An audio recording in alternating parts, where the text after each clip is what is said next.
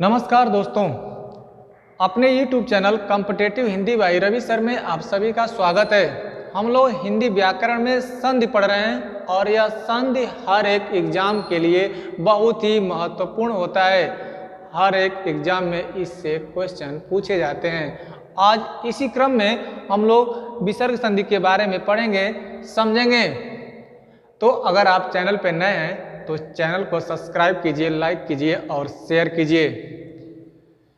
किताबों में संधि आपको अलग अलग तरीके से मिलते हैं जो कि समझने में बड़ी कठिनाई होता है, और उन सब का निचोड़ लेने के बाद इस क्लास के माध्यम से आपको इस तरह से प्रस्तुत किया जाता है, आपके समक्ष इस प्रकार से रखा जाता है कि आप उसे आसानी से समझ लें। तो यह क्लास आपके लिए बहुत ही महत्वपूर्ण है और बिल्कुल आप जैसे समझ सकते हैं उस रूप में आपको यह क्लास दी जा रही है। और जिस तरह से यह क्लास आपको दी जा रही है, मुझे पूरा विश्वास है आपको भली भांति सब कुछ समझ में आ जाता होगा। तो इसी क्रम में आज हम लोग विसर्ग संधि के बारे में पढ़ेंगे कि विसर्ग संधि किसे कहते हैं। विसर्ग के बाद स्वर या व्यंजन के मेल होने पर जो विकार उत्पन्न होता है, जो परिवर्तन उत्पन्न होता है, उसे ही हम विसर्ग संधि कहते हैं। अब विसर्ग संधि को भी हम नियम के रूप में अलग अलग नियम के अनुसार देखेंगे कि कौन सा नियम क्या कहता है। विसर्ग संधि का नियम नंबर 1 क्या कहता है। कह रहे हैं कि विसर्ग का ओ हो जाता है, विसर्ग का ओ हो जाता है। आपको बहुत ही एक अच्छी रफ्तार कहा जाए जिससे कि आप अच्छी तरह से समझ सकें, उस तरह से आपको लेके चला जा रहा है। अब किसी को लगे कि बहुत स्लो चल रहे हैं और किसी को लगे कि हम बहुत फास्ट चल रहे हैं, तो ना बहुत स्लो है और ना ही बहुत फास्ट है। अगर किसी को फास्ट देखने की आदत है तो आपके मुट्ठी में है, आप अपने मोबाइल से स्पीड भी इसकी बढ़ा सकते हैं। यानी जो बहुत बढ़ा के देखना चाहता है वह बढ़ा के देख सकता है, जो नॉर्मल देखना चाहता है वह नॉर्मल देख ले। तो इसका नियम क्या कह रहा है कि विसर्ग का ओ हो जाता है। यानी यही परिभाषा आपको तरह तरह से मिलेगा जो कि आपको समझ में नहीं आता है, और बिल्कुल आपको यहाँ पर इस तरह से प्रस्तुत किया जा रहा है कि वह बिल्कुल आपके समझ में आ जाए। तो इसका एग्जाम्पल हम देखें क्या कर रहा है। जैसे मनोहर,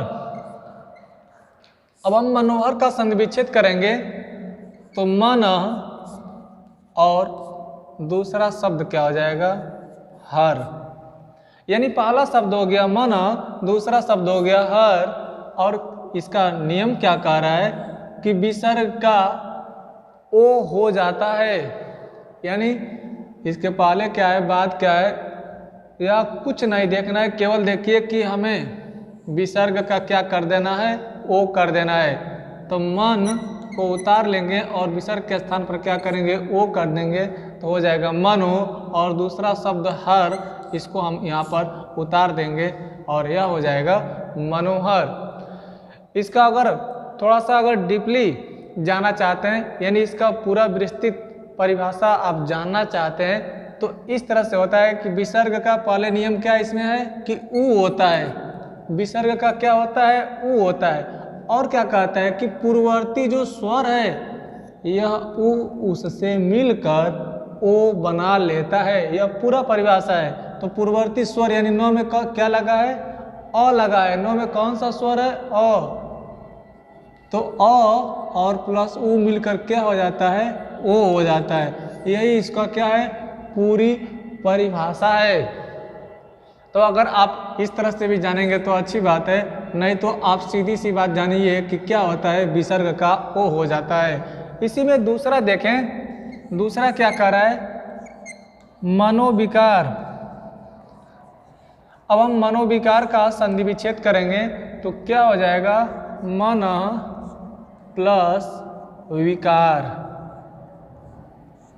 यानी विसर्ग का क्या करना है, ओ कर देना है। तो मन को उतार लेंगे और नौ में ही क्या करेंगे, हम ओ की मात्रा लगा देंगे, हो जाएगा मनु। और दूसरा शब्द जो है उसको उतार लेंगे और हो जाएगा मनोविकार। यह है विसर्ग संधि का नियम नंबर 1, जो कि आपको बहुत ही अच्छा लगा होगा। अब इसके बाद देखें विसर्ग संधि का नियम नंबर 2 क्या कहता है। विसर्ग के पहले इकार या उकार आए हो तो, यानी हो तो विसर्ग का स, विसर्ग का स हो जाता है।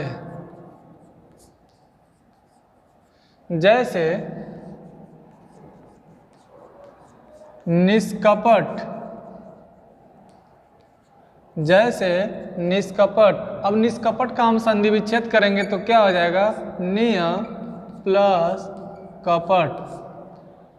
परिभाषा क्या कह रहा है कि विसर्ग के पहले इकार या उकार आया हो। अब इकार या उकार किसे कहते हैं, यानी इकार माने ई और उकार माने उ। तो यहाँ विसर्ग के पहले क्या आया है, ई, यानी नौ में कौन सी मात्रा लगी है, ई। तो ई आ गया और क्या कर रहा है, हो तो विसर्ग का स हो जाता है। तो अब तो निस और विसर्ग के स्थान पर स कर देंगे और जो दूसरा शब्द है कपट, इसको हम उतार लेंगे और हो जाएगा निष्कपट। इसी तरह से दूसरा एग्जाम्पल देखेंगे इसमें, निष्फल।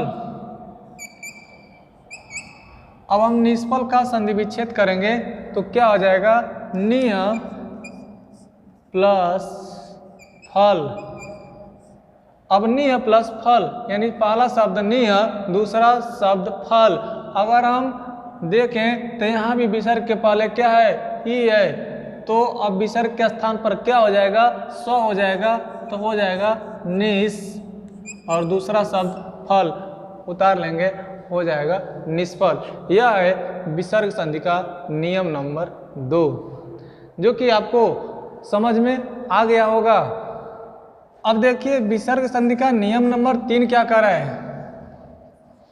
विसर्ग के बाद र हो तो विसर्ग का लोप हो जाता है।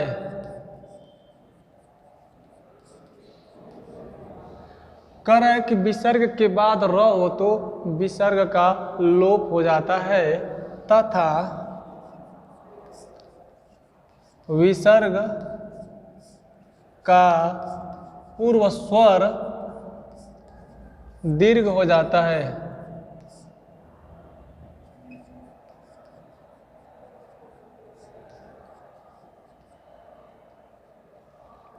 परिभाषा क्या कह रहा है कि विसर्ग के बाद र हो तो विसर्ग का लोप हो जाता है। लोप होना माने छुप जाना, गायब हो जाना। तथा विसर्ग का पूर्व स्वर जो होता है वह दीर्घ हो जाता है। जैसे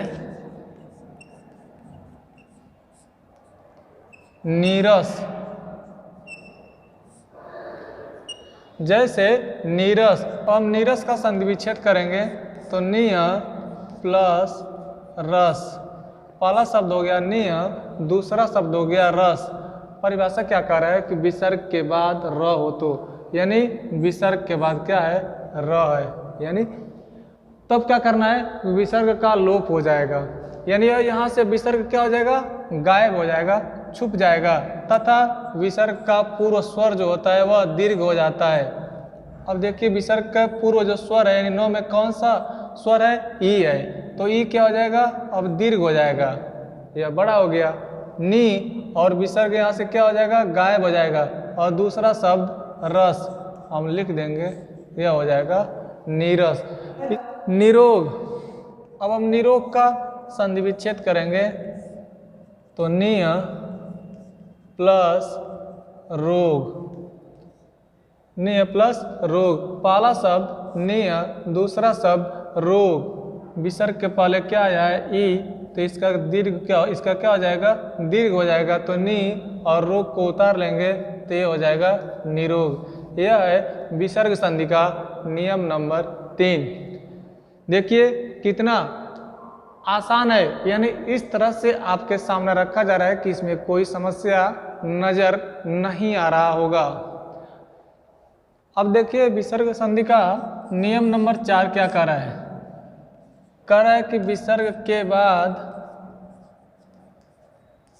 स स, यानी यह तीनों स अगर आए हो तो इसका क्या हो जाता है, द्वित्व हो जाता है। द्वित्व माने दो, द्वित्व माने क्या होता है, दो। तो कह रहा है कि विसर्ग के बाद चाहे वह तालव्य स आया हो, चाहे वह दंत स आया हो, चाहे वह मूर्धन्य स आया हो, इसी का क्या हो जाता है, दो हो जाता है। जैसे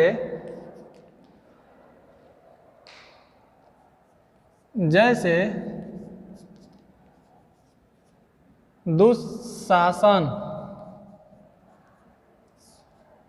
जैसे क्या हो जाएगा, दुःशासन। अब दुःशासन का हम संधि विच्छेद करेंगे तो क्या हो जाएगा, दुह प्लस शासन, पहला शब्द हो गया दुह, दूसरा शब्द हो गया शासन, और कह रहा है कि विसर्ग के बाद यानी चाहे तालव्य स हो चाहे दंत्य स हो, तो कौन सा स आ गया है, तालव्य स, तो इसी का क्या हो जाता है, इस विसर्ग के स्थान पर इसी का द्वित्व हो जाता है। तो इसका हम संधि करेंगे तो क्या हो जाएगा, दुस, और दूसरा शब्द है शासन, इसको उतार लेंगे और यह हो जाएगा दुःशासन। इसी में एक एग्जाम्पल और देखेंगे, निस्संतान। निस्संतान का संधि विच्छेद करेंगे तो क्या हो जाएगा, निह प्लस संतान, और पहला शब्द क्या हो गया इसका, निह, दूसरा शब्द क्या हो गया, संतान, और विसर्ग के बाद कौन सा स है, दंत स, और इसी दंत स, इसी स का क्या हो जाएगा, द्वित्व हो जाएगा, यानी विसर्ग के स्थान पर उस स का हम प्रयोग कर देंगे तो निह और आधा स, और दूसरा शब्द है संतान, इसको उतार देंगे और हमारा संधि बन जाएगा निस्संतान। यह है विसर्ग संधि का नियम नंबर 4। अब देखिए विसर्ग संधि का नियम नंबर 5 क्या कह रहा है कि विसर्ग के बाद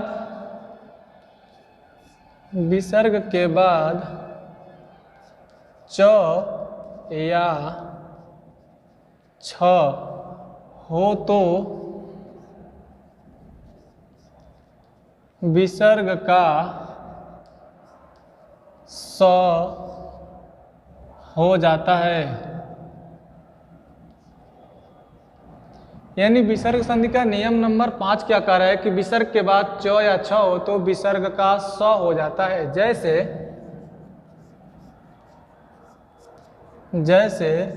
निश्चल।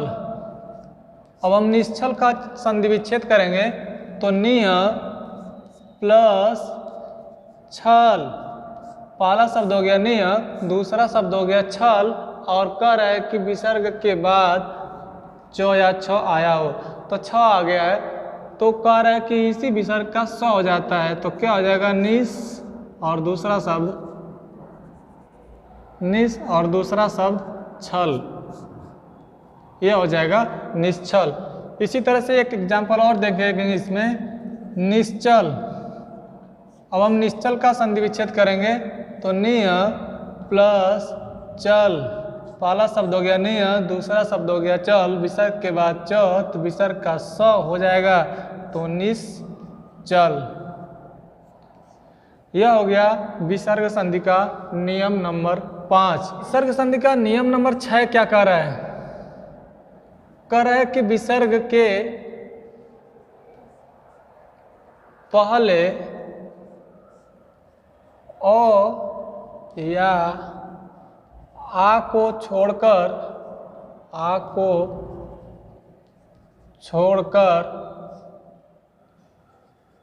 कोई अन्य स्वर आए हों और विसर्ग के बाद कोई स्वर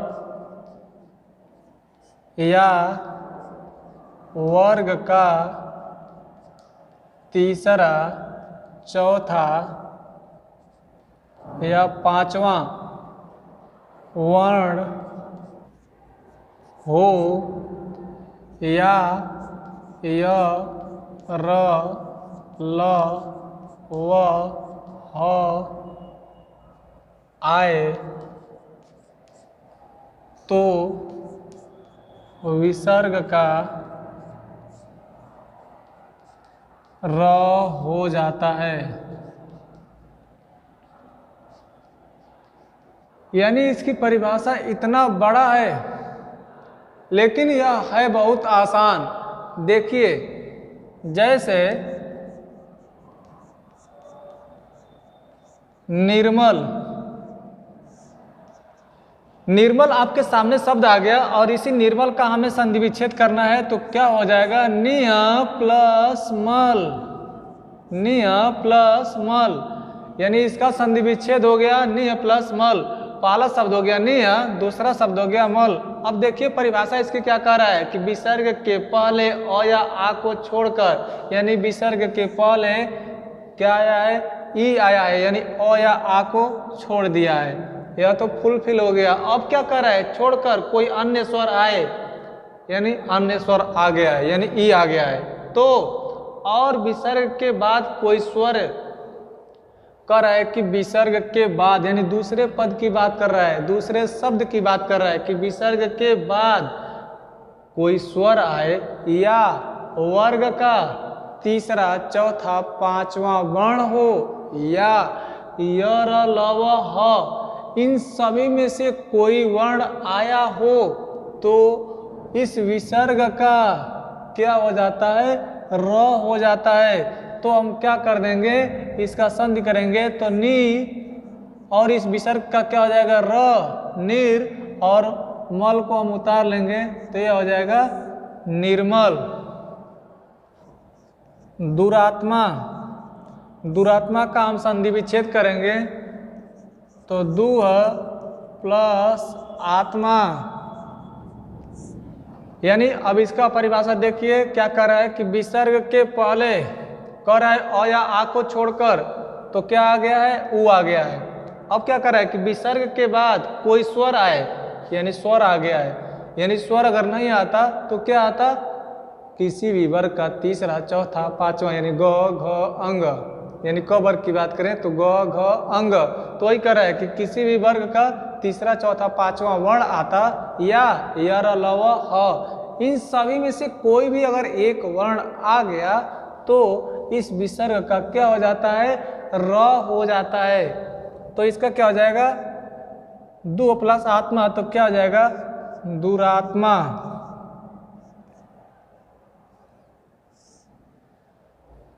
यहां पर क्या हो गया? दुरात्मा हो गया। अब कहेंगे कि यहां पर दुरात्मा क्यों हो गया, या क्यों नहीं ऊपर र इस तरह से हुआ? तो देख लीजिए क्यों नहीं हुआ, क्योंकि कह रहा है कि विसर्ग का र हो जाता है। तो यहाँ पर विसर्ग का र हो गया, लेकिन इसके आगे स्वर है, और जब स्वर किसी भी व्यंजन के साथ मिलता है तो उस व्यंजन के साथ उसकी मात्रा लग जाती है। तो यहाँ र में इस जो आ है, आ के मिल गया तो यहाँ पर हो गया रा, तो यह हो गया दुरात्मा। यह था विसर्ग संधि का नियम नंबर 6, और इसी के साथ विसर्ग संधि आज आपकी कंप्लीट हो चुकी है, यानी विसर्ग संधि पूरा हो गया है। और आशा है कि जिस तरह से आपको यह समझाया गया है सब कुछ भली बात समझ में आ गया होगा। आप क्लास को लगातार कंटिन्यू देखिए, पूरी वीडियो के देखिए। मुझे इतना विश्वास है कि पूरा अगर वीडियो देखेंगे तो संधि आपसे दूर नहीं होगा, सब कुछ समझ में आ जाएगा। अब इसके बाद आप सुझाव दीजिएगा कमेंट के माध्यम से कि आप हिंदी व्याकरण पढ़ना चाहेंगे या साहित्य पढ़ना चाहेंगे, और हिंदी व्याकरण पढ़ना चाहेंगे तो उसमें कौन सा टॉपिक आपको पढ़ना है, मुझे कमेंट अवश्य कीजिएगा। Thank you.